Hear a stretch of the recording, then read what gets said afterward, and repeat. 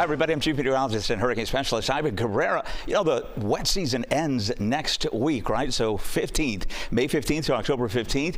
And that means our full first day of the dry season coming up next week. We get 70% of our rainfall during the rainy season. Now, as far as how we're doing, Fort Lauderdale, not so good as far as the year is concerned here. We're still at a deficit here. We're not going to make that up, but everything after the 15th gets calculated as a separate deal here. So wet season information and all the numbers will come out heading into next week. And in fact, coinciding with the end of the wet season will be a forecast that will feature very dry conditions, particularly after we head into the weekend. And we're talking about Sunday and heading into next week. I don't see much in the way of rain chances. Again, our highest will be tomorrow at 60%, and I think after that we're pretty much going to be done as far as the heaviest rainfall here, and still kind of the grand finale, because we still have the potential to get in on some pretty good downpours here for the next 24 hours before we get into that drier pattern. It's no coincidence that we get it mid-October, right? These cold fronts start coming in and kind of shut things off, and we no longer have enough moisture to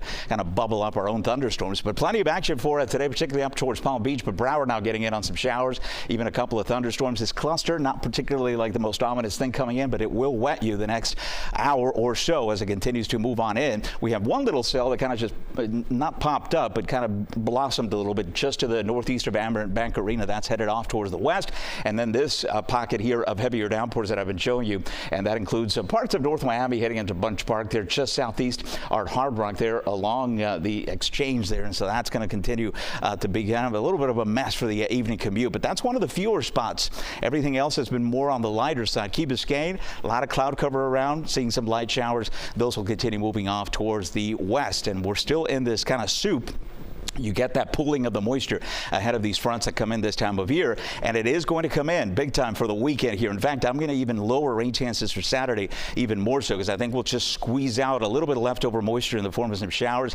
Otherwise, it's dry, less humid, and it is going to be quite nice with the humidity. I mean, it is dropping into that comfortable range and holding there through next week. So that's why our rain chances are going to be so low, and we'll still have 50s up in the Panhandle Sunday morning. We'll wake up to some upper 60s, so lower 70s here across South Florida beginning on a Sunday, continuing it into the early part of the week. Here's next with the rain tracker for you Friday. We made it to the end of the week, and we'll do that with umbrellas needed as showers continue to develop here. And then we're going to shut things down for a Friday night.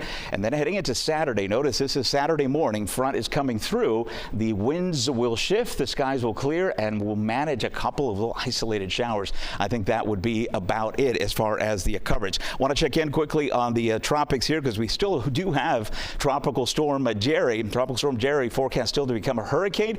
It's not going to do that until it heads up to the north and then eventually east of Bermuda. That's the system that we've been talking about over the last several days here. It is bringing some squally weather, in fact, some rainfall to the northern Leeward Islands and also into Puerto Rico. You can see that on our next weather radar picking up on that swirl there. This is just going to be kind of a messy setup here for them.